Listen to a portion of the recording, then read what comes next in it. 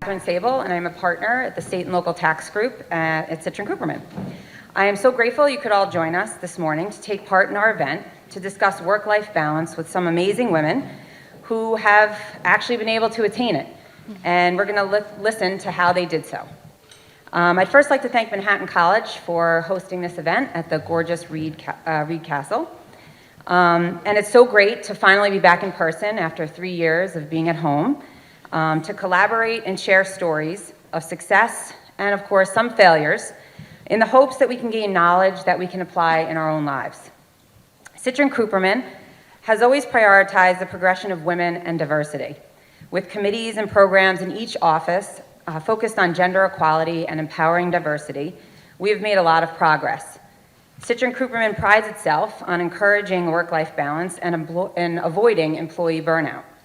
In an industry that is known for its long, busy season hours, we have a lot of programs that employees can avail themselves to hopefully feel supported in their quest for work-life balance. We are here today to discuss with some amazing women how they have been able to achieve work-life balance and what they have seen in their industries and in their own employees who equally desire to attain work-life balance. I have been in public accounting since 2001, probably before anyone even knew or was talking about what work-life balance even meant. I was fortunate enough to work in a group of mostly women and who showed me that attaining work-life balance was just as much on me as it was on the company that I was working for. And over the past 20 years, I have watched as public accounting has transformed into an industry that values work-life balance, and I would like to think that that is because of the rise of women working in the industry. I look back on my career and I hope that I was able to pave the way for future generations.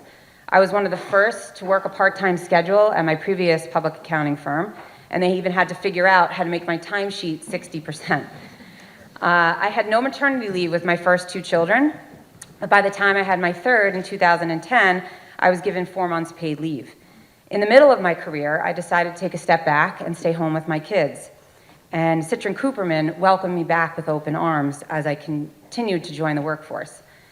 I joined Citrin in 2018, and I've again watched as the pandemic has transformed the industry, allowing employees to work from home and understanding that life is chaotic, unpredictable, and we all have many obligations outside of the office, but with the knowledge that somehow the job has to get done. It is an interesting time as we venture back into the office with the knowledge we've gained from working from home for 3 years. And I'm excited for this morning's panel as we are joined by some incredible women who, like myself, have been at the forefront and have seen their industries transform. Chelsea Rosen, our moderator, is an audit partner at Citrin Cooperman, along with Cindi Bigelow, President and CEO of Bigelow Tea, Susan Fox, President and CEO of White Plains Hospital, and Sally Paull, Executive Vice President and Chief of Human Resources at Regeneron Pharmaceuticals. I think that is a really amazing panel.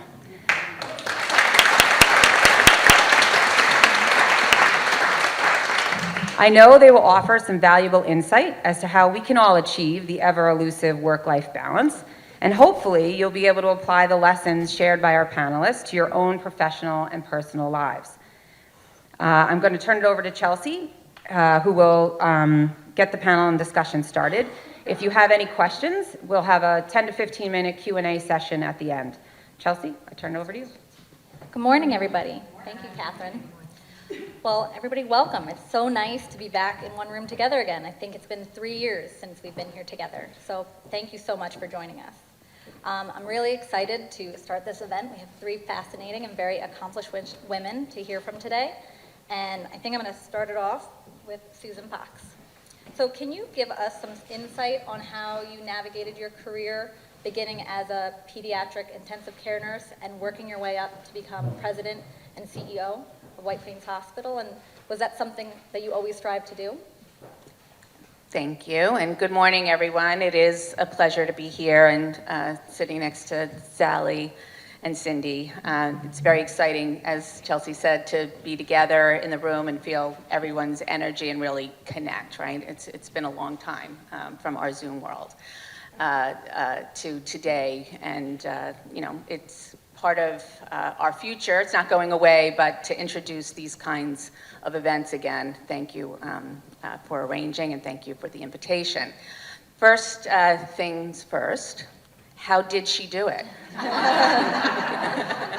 Right? We have to get that, we have to clear the air. Some of you got me and I was trying to, keep the story. But Christmas Eve, 10 to 12, I'm waiting for my 28-year-old son to come home from Boston with his girlfriend, and I'm watching the clock. And I think I hear him, and I do, and I get up, and they're very quick. I think they're downstairs, but they're upstairs. I get my dog Murphy all riled up because he loves my son Christian. And Murphy runs downstairs to find Christian. He runs upstairs, and then we figure out Christian's upstairs, and we both run to see who can get to Christian first. Murphy won.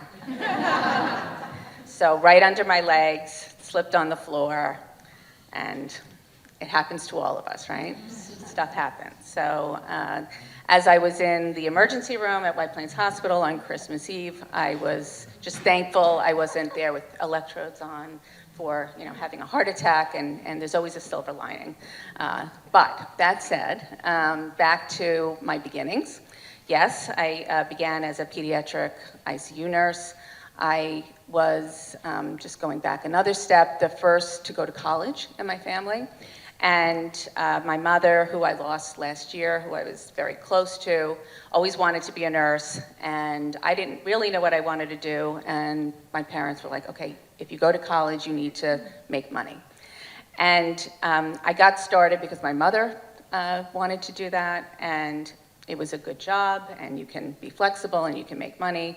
But very quickly, as I started, I had graduated from Columbia University, and we learned a lot about patient care and being an advocate for our patient and having a level of responsibility to make sure that the right things are happening.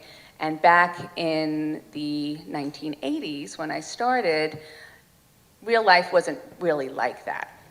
And very quickly, I said, okay, this isn't what I really signed up for. There didn't seem to be the respect in the workplace for the voice of the nurse where I was working then.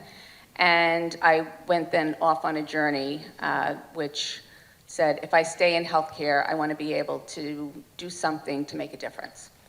And I don't think I started in a place, and I probably could have never even imagined being CEO of a hospital. But step by step, I chose and I made decisions in my career where it led to today, but it led to a place where I'm able to make a difference. And so that's my overall journey. It's amazing how that motivation took you to a place you never expected, but it really got you to your end goal to have that voice. Now, Sally, you've not only reached a prestigious position where you are now as Executive Vice President and Chief Human Resources Officer, but you've also had a career where you reached Lieutenant Colonel in the U.S. Armed Forces. Is that correct? That is correct. Well, one in itself is, an amazing feat, and you've been able to achieve both. Did you feel that the paths that you took to get to both were different obstacles or challenges, or were you able to learn as taking your first strides to your second path? That's actually a really insightful question, and the answer may be surprising in that I think one helped me in the other, although they were two fundamentally different paths. So I have a very strong bent as a person about service to others, service to country, and this is probably the core that has gone across any facet of my career to date. Coming out of high school, I was fortunate. I had appointments to West Point. I hope I don't offend anyone here, but I was very glad that I didn't choose West Point or Navy, went into the Air Force. And I say that now with the benefit of hindsight, because even though there were still significant traditional aspects to life in the military for women, I feel that the Air Force, because it was a younger service, didn't seem to be as encumbered by the past, perhaps. It's, reflection over the course of decades now that I can actually say that. At the time, I wouldn't have known the difference. But the reason I start there is because this idea where you have a marriage of mindset and maybe mentorship. I was young enough not to appreciate things like obstacles. I just realized I needed to learn to navigate in an environment that was completely different than the one that I had been raised in to that point. And what I learned about navigating and showing up, doing my best, and trying to create a sense of value, even in the Air Force and the kind of job that I did, which I was in intelligence. So when I decided to move from the active to the part-time service, I took those lessons with me. And again, it was about mindset. It was about learning how to navigate a different environment. How do I learn enough to figure out how I show up to create value? Along the way, what I lost, quite honestly, and we'll probably talk about this a little bit later, is how to stay true to the things that I value as a person and not completely sort of subvert that in favor of the organization that I was working in and the people or the employees or the patients that I was serving. It took me a long time to realize that the ideal environment is where I could create enough space for myself professionally and personally, doing things consistent with what I really value as a person. And when I finally unlocked that is when I think my personal sense of happiness and fulfillment and balance, that I can be a working professional like every single person in this room, yet also very true to who I am. And it's been quite a journey, I will say, but I've lived maybe a little bit longer than many of you in this room, and so all I can say is I'm in a much better place today than I was even 5 or 10 years ago. I think you touched on a lot of the points we want to hit today about, you know, really achieving our own personal goals while maintaining professional goals and the goals of our organizations, right? We have to find some alignment with both so that we feel true and honest and have that harmony for ourselves. But also, we all work in organizations that are, you know, in the business to make money, and we have to meet those goals as well. So it is that healthy balance. So I'm hoping we'll hear more about those tricks that you learned along the way to help we can learn and take with us. Now, Cindi, your path was a little different in that you're a third generation president and CEO at Bigelow Tea that your grandmother started in the 1940s. So from what I've seen, I've watched your 2019 TED Talk at Fairfield University, that you started as a cost accountant, so that's right up my alley. But then you worked throughout the company and kind of got a feel for how the company worked at its core before you stepped into a leadership role. Can you tell us how those, you know, that information you gained in those positions made you a better CEO? Sure. Well, I do also want to let you know that no, I was not a nurse that was saving lives. No, I wasn't in the Air Force protecting the country. But I was a bartender. All right? I was. And I learned 2 amazing lessons as a bartender that I still tell my executive team. Every step counts, and pros don't panic. I learned that from Charlie, the professional bartender that was saving my you-know-what when I was behind the bar. So anyway, it's pretty amazing to be with you 2 ladies, and I also have to say, from my experiences with the hospitals, I can't imagine a better person to be a president and CEO of a hospital than the person that actually knows how to care for people and save lives. So that's awesome. So you asked me about some of my lessons along the way. Well, there's a lot. I would love to share the one from my TEDx that I learned from my father, and if you'll just let me share the story with you, because it has so many lessons for me today. And when I first started working at Bigelow many moons ago, I just gotten my MBA from Kellogg, and I was feeling pretty good about myself. You know, I had my master's, whatever that means, and I'd started there, and I'd been there for a few days, and I was the cost accountant, and I was, you know, I had the first PC in the company. Yes, I'm very old, and so I'm there doing my thing, and my dad comes in after 3 days, and he says to me, "How's it going?" And so I'm all excited in my, I kind of beaming a little bit to tell him a little bit that I've done in my 3 days. And he doesn't look like he's really listening to me. He's kind of thinking he wants to say something to me. So I tell him some of the stuff I'm doing, and he says, I just want to say something. And I said, what is that, Dad? And he goes, I saw in the outbasket that you have some envelopes to get mailed. And I said, yeah, I brought in a couple of bills. I just, put them to get mailed. And he says, yeah, but they don't have any stamps on them. And I said, well, I thought I could just put them there and somebody would put stamps on them. And he pauses and he looks at me and he goes, but if you don't put stamps on your envelopes, why should the rest of the employees put stamps on theirs? So why don't you go get them and put some stamps on them? And he walked out. And I was like, that's my first conversation with the father and the CEO of Bigelow Tea. And of course I scurried out and quickly put stamps on them. But the lesson that I learned was really very early on that, first of all, that you're a role model. And I think many of the women in this room understand that. You're a role model. People are watching you every day. And what you do and how you act, that's setting this tone for everybody else. And I needed to learn that day 3, that I was a role model. The other thing that my father taught me early on, which I take with me every single day, is everybody is equal. Everybody's equal, and you better figure it out as soon as you can. And that's really from that stamp story how I was raised in the business. And I'm a role model that everybody is equal. And then I used to watch him in the boardroom. And my dad is a pretty gentle soul. I'm a little more feisty. And the only time he would really get upset is if he felt the people in the plants were being treated unfairly. And he would get, not the nicest. But it really taught me about taking care of everyone in the business. And in my position, we're 450 people. That's not nearly the size of your guys' businesses, but it's still 450 people to be responsible for.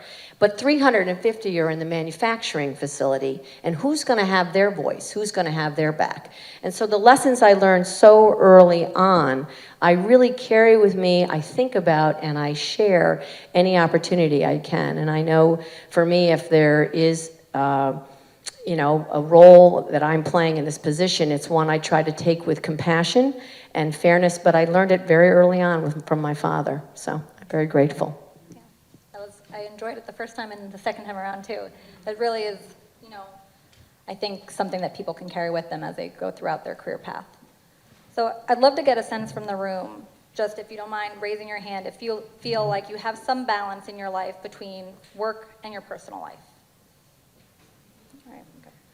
Now, if you don't mind raising your hand again, of if you'd like to see that improved in your life. So those are the same hands. I think a few more went up the second time around. But I think it's safe to say that this is still, as we are achieving more work-life balance with, the pandemic obviously created more flexibility for a lot of people and shed light onto some new issues that maybe were a little more in the dark. It's still something that people, are striving for. And when you listen to a lot of people talking about it, I think you touched on it, that we have to take not only ask something of our organizations, but take personal ownership of creating practices in our life to have balance. And so I just want to throw it out to the panel. What are some of the things that you've done in your life to kind of have balance and feel like you're not being overrun by work when you have all these important, things in your life? Should we start with the urban legend? First off, I don't know. I'm going to speak for myself, not Susan or Cindi. I don't know that this thing about work-life balance is, there may be a little bit of urban legend wrapped up in the concept of it, because, there are days or weeks where I do feel like really balanced, and then there are clearly days and weeks where I'm just, quite frankly, fried. I've hit the wall, and it's just my persistence that's allowing me to continue to show up and work hard, because I don't really feel like I've got a lot of it inside. So I think we have to be a little honest with ourselves that the way in which we integrate our professional responsibilities and the things that we want to do, either for our businesses or our employers, sometimes it really does butt up against the other things happening in our lives, whether they revolve around family or other social or civic type of commitments. And so sometimes it's all about discipline and a series of choices that we make. And I do believe that all of us continue on a journey. And I don't know that we ever 100% figure it out. We just keep plugging away, trying to learn as we go. And for myself, I feel pretty good. But then again, I took about 2.5 weeks off over the holidays, so January hasn't quite done me in yet. Ask me the question round about March and see where my head is. So I guess at the end of the day, what I'm saying is, the idea of work-life balance, there's no panacea. There is something that is fundamentally individual about it, and how you're choosing to prioritize where and how you're spending your time, which we all appreciate is not a renewable resource. And at the same time, the organizations that we're part of, how they help to create space culturally that makes it easier for us to make some of those choices. And I suspect that each of us can give examples of how our organizations are trying to create space that make it easier for all of our colleagues, and not just specifically for women, to achieve something that feels like better balance. I'm glad that Sally, the person in charge of HR, took that on first, but I agree. I think it is a bit of a urban legend. My senior girl team back there, they said, "What are you doing? You're doing a seminar on, or a panel on work-life balance. Are they kidding, asking you?" So, that said, what comes to mind is, can you have it all, right? That saying, can you have it all? Well, I think it's personal. It's what does that mean to you? What do you want to do? And so important is finding that balance for yourself, and what's important to yourself, and what do you want to do, and where you go in your career, and what level you attain, I think is very personal, and you should feel good about where you land. And just because somebody's a CEO, or somebody's a vice president, or somebody's a director, or somebody's a nurse, if that individual finds happiness and can find balance, that's really the goal. Not, there are sacrifices. So every time, someone goes up that ring, and it's more than a 8-hour job a day, and there's responsibility for 450 people, or thousands of people, or whatever it is, there just are more responsibilities, and that's just something that one has to accept. But at any level, you need to figure out, life goes fast as well, and how do you make sure that you do have that balance? I have no hobbies. I don't like to do anything. I like to work. So I was feeling bad about that, but should I? If I like to work and work is my hobby, why shouldn't I do that, right? My kids are important, my husband's important. My husband is here. Jeff, you can raise your hand. He's an amazing partner and very supportive, and is in the field, or was in the field recently, retired as well, empty nesters. And through the decades, you figure out what's important. But wherever you are in your career, whatever you want to do, finding that happiness, finding that balance, trying not to feel too guilty, but understanding that part of being good at what you do and feeling like you have contributed what you want to contribute is making some sacrifices. But hardwiring, I remember when my kids were young, going to the corner office of the partner at Ernst & Young, and at that time saying, can I work full-time in 4 days? Believe me, I'll work the hours. I had to beg him like 3 or 4 times, and finally he said yes, and I probably worked more than I ever worked, just to show that I just needed that little bit of flexibility. Fast forward to today, there's such a different culture, right? Everybody is trying to help their employees find that work-life balance and make sure that people have the time off, because we all understand it's important. We have flexible programs. We're working at home now, the technology. There's so many things that help with that. 30 years, 40 years back weren't there, so that's terrific. But at the end of the day, be true to yourself, and you do need to give things up. But to be able to have all of the helps that we have today, as well as that hard wiring of, I remember trying to get that day off, or making sure that I was always at my child's stuff, whatever that is, and having a hard line on some things is also helpful to make sure that you don't lose sight. And lastly, I just love the comments about employees and thinking about how important they are. And as I think about one of those things that I'm able to do to make a difference is making sure that our employees have that balance. And we have all heard about burnout in healthcare and that workforce and what COVID did. And that's been a really challenging thing to deal with. But without employees, you're nothing. And they are so important for us to be thinking about. So whether it's not ourselves but others, knowing everybody has a definition is part of the complexity, I think, of what we need to do and how we do it and our value to being in a leadership role. For me, I think women have, no disrespect to the 6 men in the room, I think we do have an ability to find a little bit of a work-life balance, because I think we're great schedulers. And for me, scheduling, and I think you just touched upon it, was everything. So if I wanted to be Wednesday in the classroom reading once a month, I booked it. It was in my calendar, and us women, when it's in the calendar, it's not coming off, or at least it shouldn't. So I thought scheduling was really, really an important tool. For me, also growing up with my career, the phone was my best friend.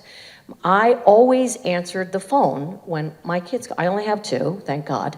If I had 6, I would always be on the phone. But I always would answer the phone. And I'll just share a quick little story about, I was interviewing this amazing woman from California that could have had a job anywhere, and she was interviewing to be in our little Bigelow tea marketing in Fairfield, Connecticut. And the first thing I was thinking is, what are you even sitting here for? That's okay. So we're having a great interview, and we're really getting into it, and the phone rings.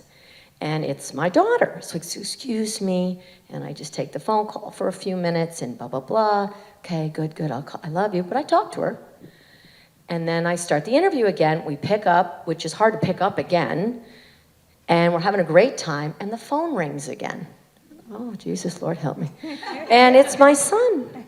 So I pick up the phone, and I start talking to him a little bit. And then after I feel he's in a good place, I hang up, and I say to this woman, Lauren, I said, I'm really, really sorry. The bad news is I always answer for my children. The good news is I only have 2.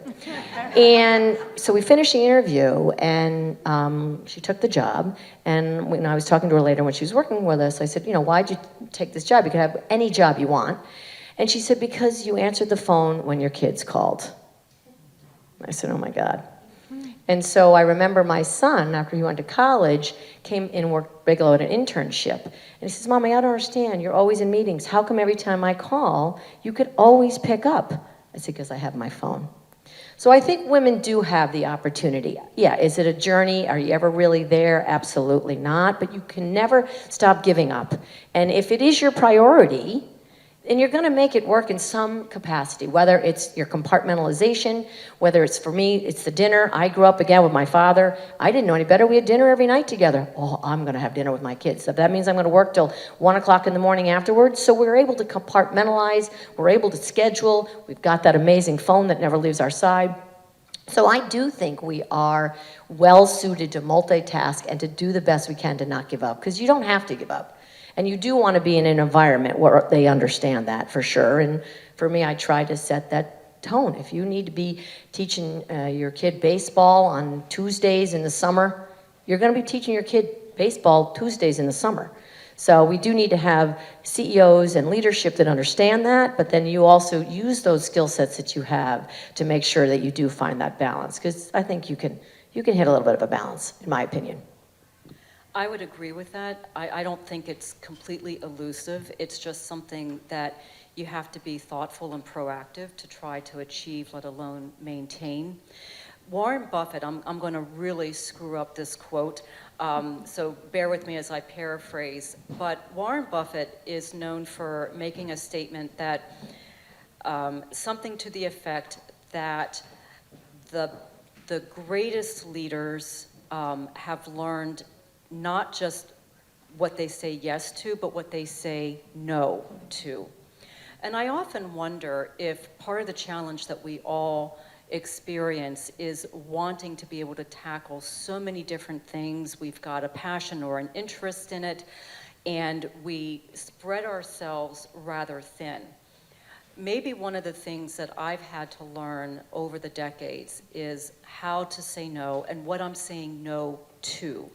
There's a little bit of a forcing function there to figure out what the highest priorities are that I can invest more of my time and energy, and to maybe learn over time that the stuff that I really didn't get to, or maybe I didn't do that great at, ultimately didn't matter. It kind of paled in comparison to the areas where I really was investing my time and energy. The other piece to this is I'm a big believer that given all the different challenges and imperfections that each of us experience, sometimes every day, is how to show up with an idea towards solution versus criticism.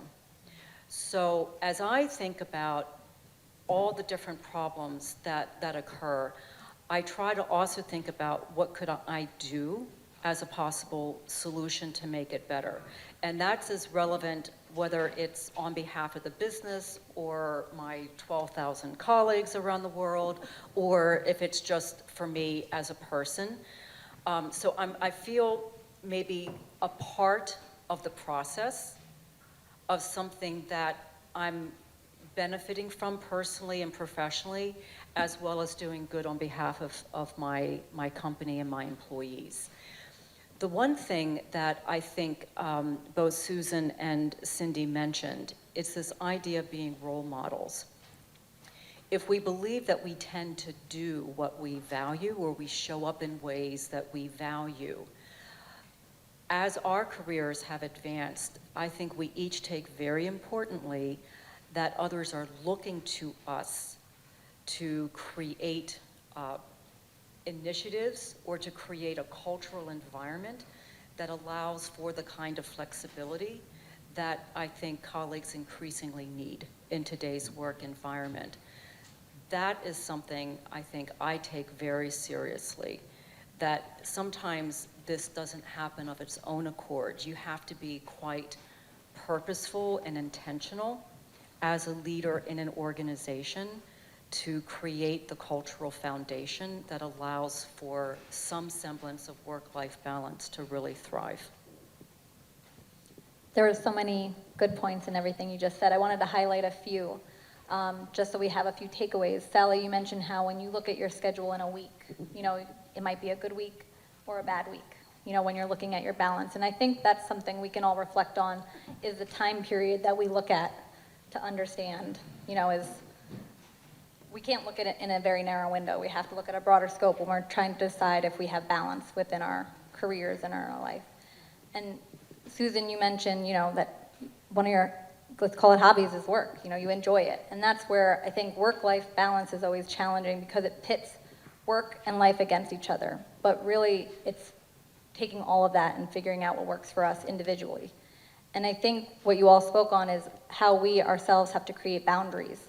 And now a lot of organizations are creating programs where managers help train their employees to themselves then learn how to create the boundaries, like you said, to say no and not take on too much, so they can pick and choose to take on the initiatives that really are aligned with their goals. Now, you talked about how in your organizations you have obviously taken strides to create this balance for your employees. Just wanted to see if you could give some examples of what those would be. I'm going to let someone else take that first. I need to think about that a little bit. So one of the things that I'm sorry, Cindy. One of the things that we didn't talk about is, there's a few men in the audience, but the changing role of the father or the husband or the male. And One of the things that I've experienced over the last decade with having plenty of men work for me is them taking paternity leave, them leaving early to take their son or daughter to a doctor's appointment. And at first I was like, oh. But then it was like, that's right. We weren't used to that from a cultural perspective, but why shouldn't they? And they're really embracing it. And in addition to technology, that culture and that allowance of the organization to be forward and have an equal understanding of how men and women are supporting the family is a huge change. And I think it was our responsibility to allow that change and that acceptance to happen in a way that they felt comfortable, right? Because they may not have felt comfortable. It's like men in nursing, men are, more and more men are going into nursing, why shouldn't they? But there was something culturally that men weren't in nursing. And the same thing was something culturally that men didn't take paternity leave or take responsibility for their children. And as leaders, are we allowing that shift and that support to happen? And I always took my children's phone calls as well. I love that. And that's part of the, this is what I'm going to do. And that said, switching and having an eye of what is that employee up against? What are they trying to manage? We sound silly, but we're in suburbia, but we still have a parking issue. And I'm always, I have a lot of people coming up with ideas about, oh, the employees can park at the Galleria. I'm like, no, they can't, because that's an extra 20 minutes or a half an hour that they don't have with their families. We cannot have that, right? So just thinking about what your employees have to go through, what they have to manage, I think automatically makes you sensitive to that and allows you to think about things that we can make sure that don't happen and/or support them. Yeah, again, we're a much smaller environment, right? We're 450, not 12,000. So, and again, 350 manufacturing. So I'm not gonna, send a false sense of, they can leave on Wednesdays at 2 o'clock when you're an hourly and you're in the manufacturing environment, right? So what we try to do is work with each person. We are luckily small enough that we can know every single employee. We can know their family. We can know what's important to them, and then we can do what they need, right? So it's a little easier in the corporate side of the business, which again is only 100 out of the 450. So again, promoting, if you want to do this, you want to do that. The vice presidents work with the management council to make sure that we're always letting them know, yes, that's great, talk about it, let people know, hey, I'm leaving, I got my son's baseball game. And so we try to create a culture, but it's a very small environment and easy to do.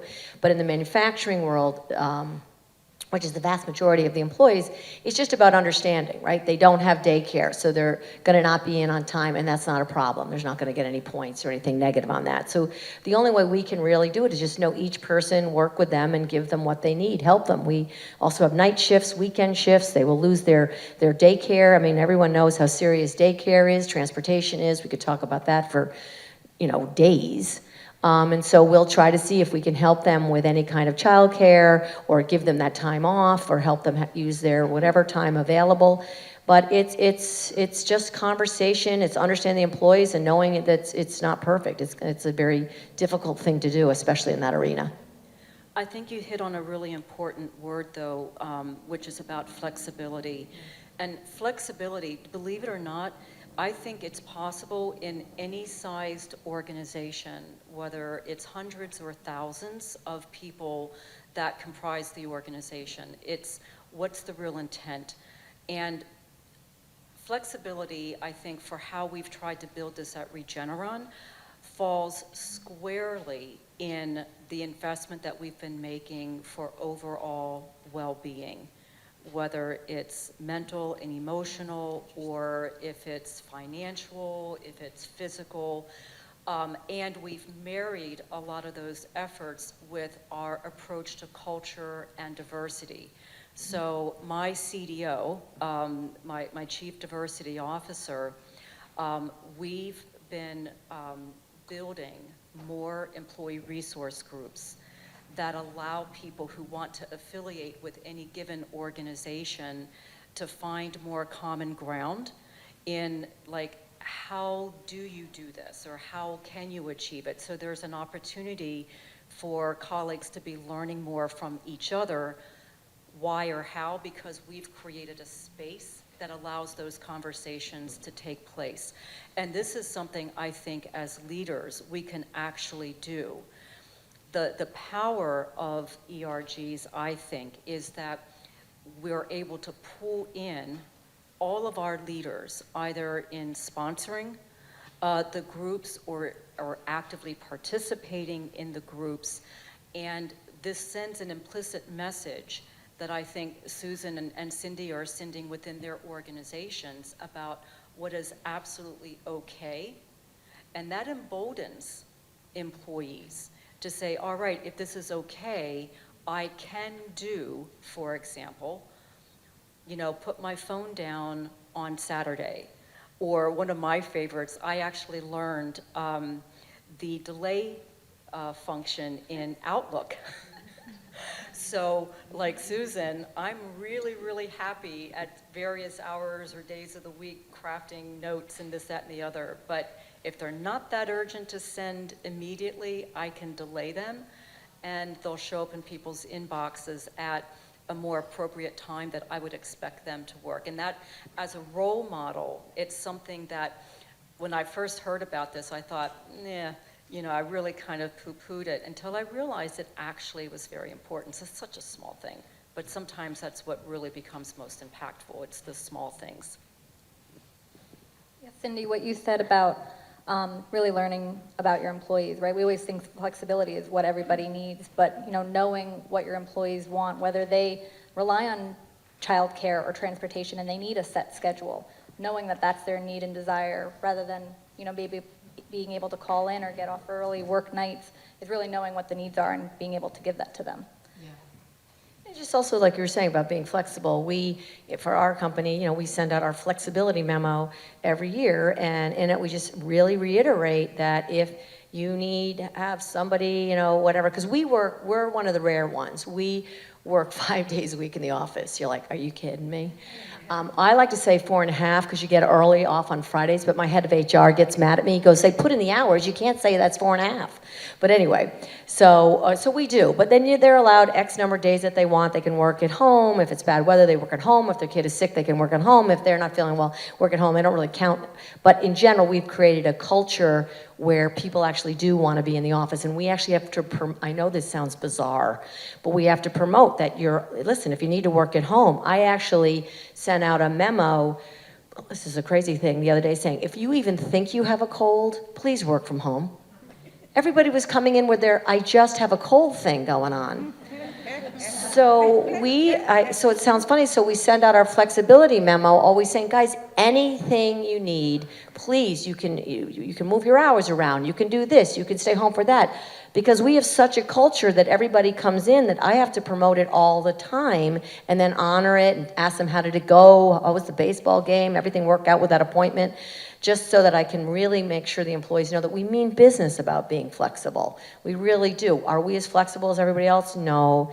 You are coming in, for the most part, that 4.5 days a week. But, at the same time, we want them to know whatever you need, it's not a problem. And that wasn't a COVID thing. That wasn't like, oh, the new environment is you're allowed to work at home. I'm like, no, you could always, if you needed any of this time, we always wanted you to use it. But I've had to really push it and promote it so that people know we mean business about doing what you need and taking the time you need. It's been very interesting. It's a little opposite of some other companies. One of the things I really like about that is how you're really pushing people to take the time off that the company provides for them in one of their benefits. And we've actually had to build this into our own manager development programs, how to ask the question and to ensure early in the year that people know that there's an expectation that they actually planning for time away, not the day here, a couple days there, wrap it around a weekend type of thing, but that there's an expectation that you're using the benefit that the company provides because it's really a valuable thing for you and your family.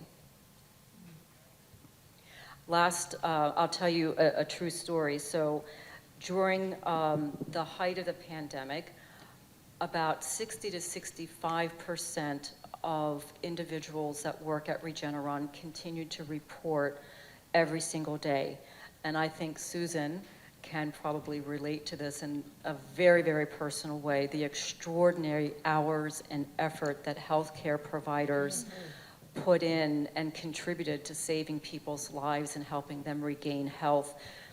We had global drug supply that we had to maintain for medicines that were, had nothing to do with the pandemic. We had for some time a therapeutic that could actually help to treat COVID before the mutations rendered it pretty much, not powerful. But people amassed holiday time, vacation time, because they weren't able to take it off. And we had to make a decision. What do you do with all of that? And it's actually driven a new pilot where, at least for some individuals that aren't obligated under the Fair Labor Standards Act, we can give them unlimited PTO. We just stop accruing it, they take it, we trust you, you're all professional adults, you need the time, take the time. But on the other hand, we're going to be asking you, are you planning for your time off? Are you scheduling your vacation? This is something, I think, for everyone in this room, it's such an easy thing that if you don't do it yet, sit down and look at your calendar and at least, block out some days or weeks that you think might actually be good to take real time away from work. You'll feel better when you do it, by the way. My, one of the additional things that I've taken on recently, I know many of you are involved in not-for-profit work that you support in addition to your professional careers. I do as well. And the global organization I support, I recently became the board chairman. And one of the more fun things has been, because it is a global organization, our board meetings tend to be in different places around the world, is to plot out my PTO time where I can travel to these new places, actually do my obligation for my board and the meetings, and then take a little bit of time for myself. It's such a silly little thing, but it really brings me pleasure. And I share that with others, hoping to help them see that you can get a great break in a couple of days.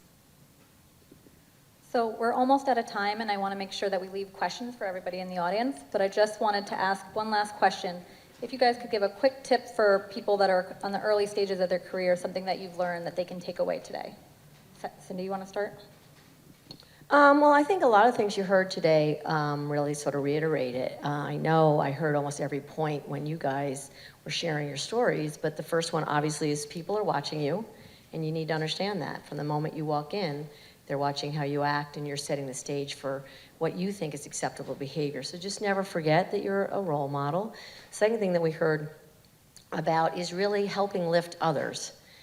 For me, I think people want to work with people that lift others, right? Whether it's the idea of the mission over self, which I think is very important, I think essential. So, really make sure you're thinking about lifting the room, lifting the people up, lifting the project, lifting the plan, whatever it is. People want that in the room, and it's also, I think, a great way to make everything that you're doing around you even better. And the next one is just to make sure that you're aligning, again, like you heard, your values with you're working, if at all possible. It's a lot easier said than done. We can sit up here sort of share stories, and it doesn't mean it's the reality of your world, but I do think that trying to find a place that understands your values, I think, is also just, really, really important. And then the last piece of advice I would just say is learn how to deal with conflict early. Conflict is everywhere. It's everywhere. It's part of life. Hurdles, knocks, all that stuff. And I think, Sally, you stated, there's no time to waste getting upset about the knocks and the obstacles and all that stuff. They're there, but it's how you get around them and how you're fluid. The word I like to say is I try to be very fluid with everything that hits me because I have so much coming at all the time. I think that's really, really important. But it's also learning how to deal with that conflict. How do you have a constructive conversation that allows you to share how you feel, but at the same time address that? And the earlier you can start to develop that ability to address conflict, I think the healthier you'll be and the healthier the organization will be. A couple of things come to mind, and the sayings over the years, right, that just kind of in your head. One of mine is slow and steady wins the race. And in terms of if I go back in my career, again, I couldn't have pictured me sitting here today being a CEO of a hospital, but having a foundation, building on that foundation, knowing your stuff, and then being able to grow from there, that has really made a difference. The people that I've seen try to go from where they are and skip 5 steps, it doesn't work. So just put the time in and the right thing happens. Another one, do the right thing and the right things happen. So sometimes it's not so apparent what that is, but at the hospital it's really easy. We mentioned my beginnings as a nurse and knowing what was the most important thing for the patient. So whatever business you're in, what is the right thing? What is the right goal? What are you trying to achieve? Try to stick to that course, that goal, and even though it may not be apparent or there may be some obstacles in the way, in the long run, the right thing will happen if you're focused on the right thing. I think communication is really important, and a little bit of courage, and a lot of never giving up. And so I don't know that I was ever the smartest person, I remember growing up and the kids getting off the bus and getting straight A's, and I'm like, well, I didn't get straight A's. But I was the one that didn't give up. And I spent a lot of time in my sleep figuring out problems. How do I make that happen? How do I get through that door? How do I fix that when there are obstacles? And I think a lot of people, stop at a certain point because they believe they can't get there. But I don't know that it's being the smartest, but it's the energy that you give to never giving up and finding a way, and being brave enough and having a little bit of courage when you're uncomfortable to be the one that stands up, says something, says a new idea, and doesn't mind going backwards or being wrong. And that takes a certain amount of courage, and to say something different than the rest of the people in the room. So fundamentally, communication, bringing people together. Another one of my sayings, communication is 99% of the problem and 99% of the solution, right? So often there's a lot of conflict that goes on in an organization. A lot of people are doing their thing, they're in silos, they all think that they're doing the right thing. When you bring them together and you talk about that goal, or you talk about what's really happening, everyone's like, oh. But be that brave one that brings everybody together, that says, why isn't this working? And try something different and not give up, and make sure that everybody understands. So a couple of fast pearls of wisdom, but things that I think I learned in my career that really resonate every single day. Thank you. I don't know that I can follow up on that. But I also believe persistence is one of the most underrated leadership qualities that we should all embrace. For me, I think a couple last nuggets. Maybe the first is the power of the positive. How we think about everything that's happening around us and how we show up for ourselves and for others makes a meaningful difference in the level of personal fulfillment that we feel we have in our lives. But all the same, life is a journey. I hate to sound totally cliche about it. Our circumstances, our needs, what's important to us can all flex over time. So having the honesty of really knowing yourself and being true to what is important to you, not what the colloquial wisdom or society says you should care about. Sometimes it's the same, and a lot of times it isn't. So be thoughtful about what is really important to you and those you love, and that's what you should prioritize and pursue. Thank you all so much. We're going to open it up to the floor. I think we have a microphone over there.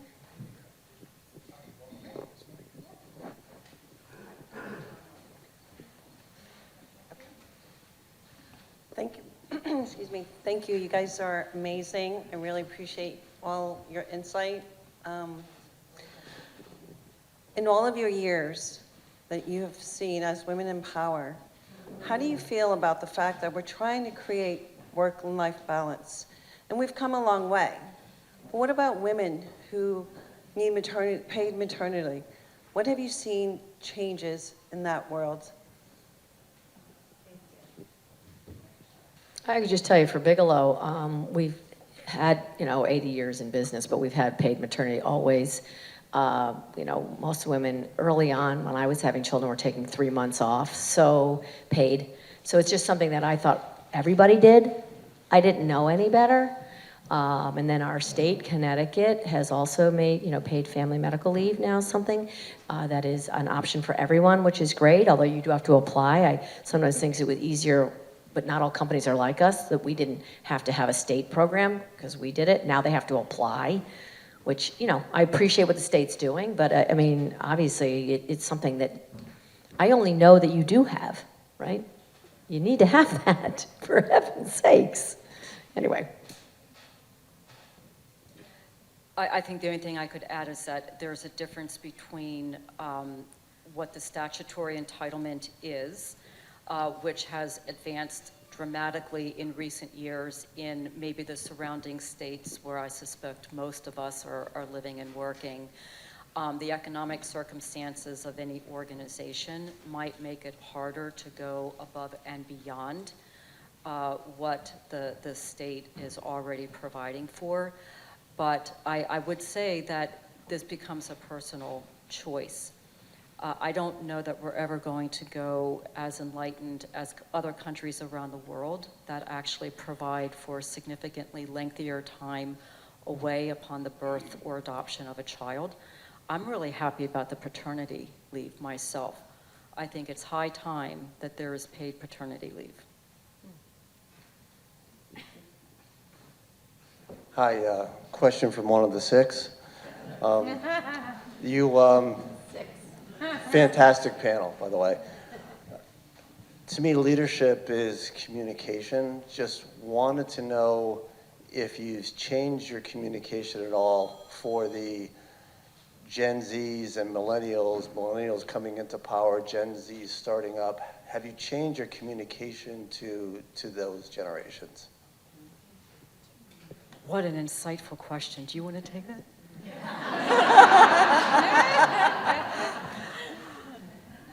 Do you want to take that?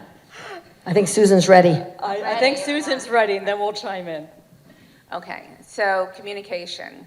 Again, I think in any forum you have young people, middle age, and older people, and I think communication is when both parties understand each other. And if you're giving one message in one way, you're not getting through to the other side. So I think in everything that we do, we need to figure out whether the message that we're providing resonates. And that's something that and I'm looking at my SLT women over there, we look at memos all the time. Well, what about this group? What about that group? What will they think? So it's very much on our minds that everybody is not reading something or hearing something or going to respond to something in the right way, and that includes our younger generation. And so, yes, we need to think about that. Part of that is being simple in the messages. I think, when you're simple and you can connect to goal, most everyone can see that. When you kind of get flowery, you lose people. And so one of the things that we've tried to do is have goals, be simple, and for us, it's easy, motherhood and apple pie, take care of people, take care of them well, take care of them like you want to be taken care of. That really resonates for everyone.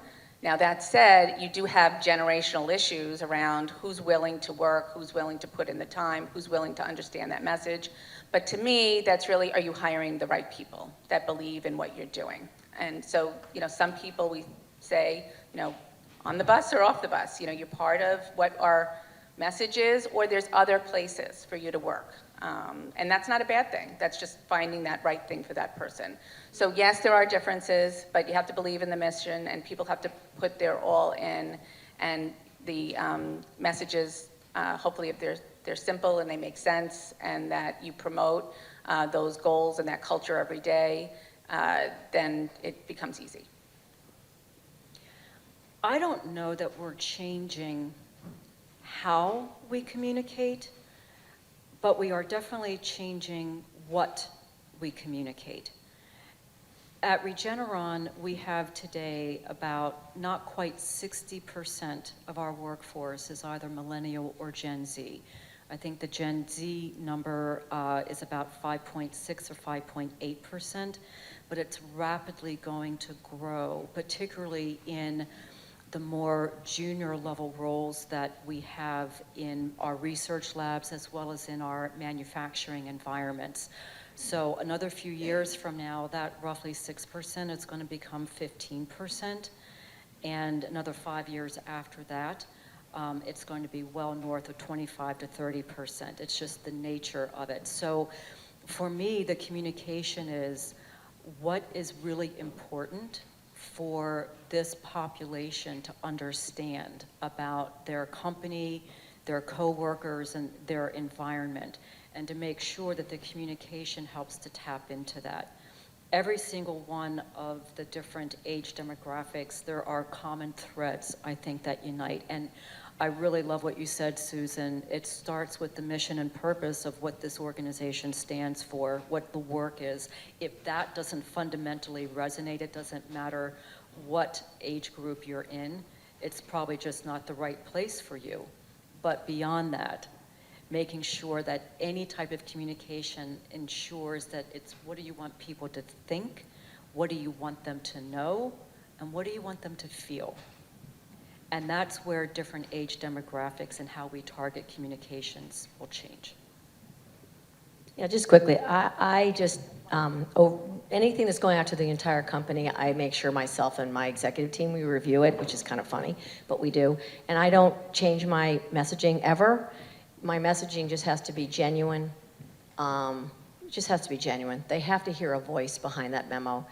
And I think as long as you're genuine and thoughtful, that's why I read them all, just to make sure that they're, you know, there's not something there that doesn't matter to me, the age. It just, it reads the way I want it to read in terms of thoughtfulness.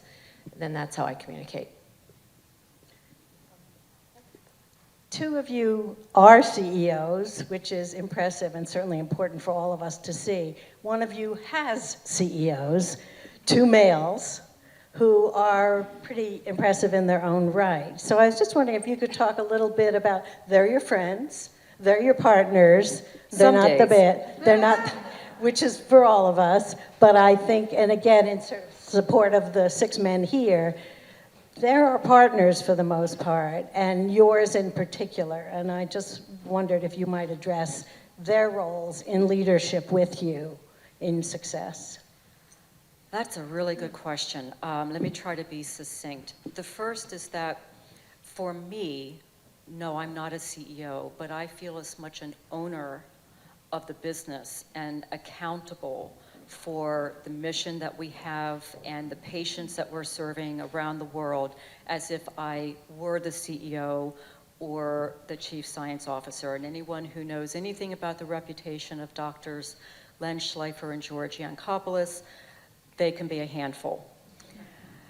So the one thing, I want to go back to something that Cindi mentioned about learn early to deal with conflict. First off, these two gentlemen can argue a lot about pretty much everything. You know, Mets versus, what's the other team, Yankees? Yeah, there's a thing called the Yankees. As you can see, I totally follow baseball. She's on TV. And Okay, that hurt. No. I'm just incredibly disappointed about my Bucks. That's all I'll say.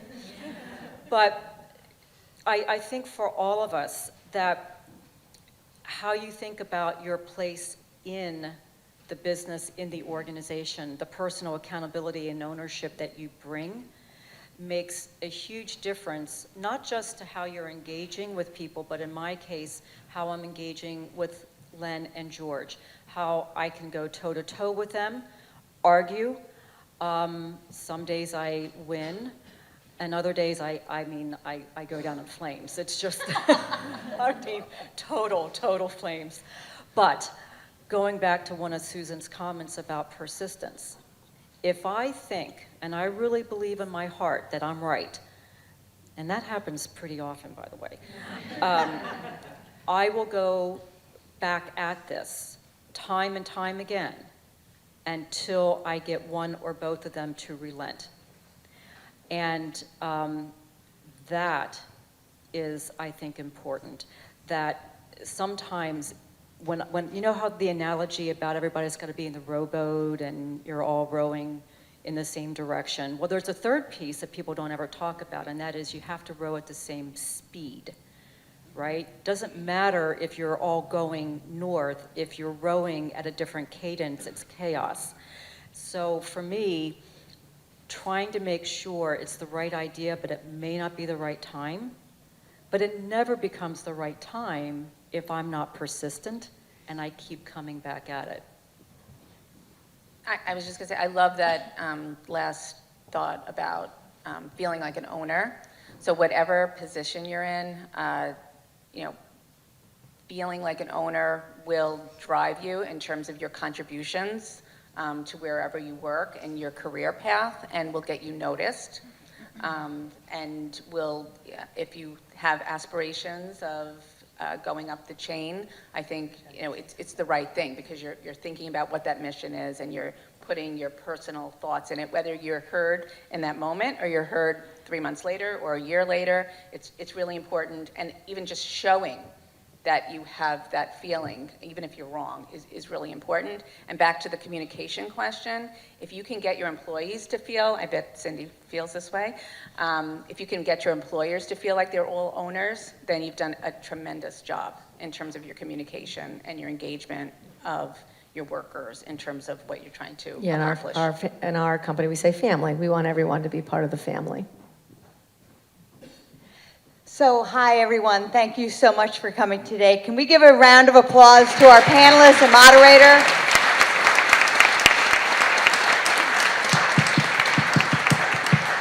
My name's Ann, and I work at the Business Journals, and on behalf of Tanisha Ramsey from Citrin Cooperman and the whole Citrin Cooperman team, and West Fair Communications, the Business Journals, we thank you for coming today, and we have some gifts for our panelists.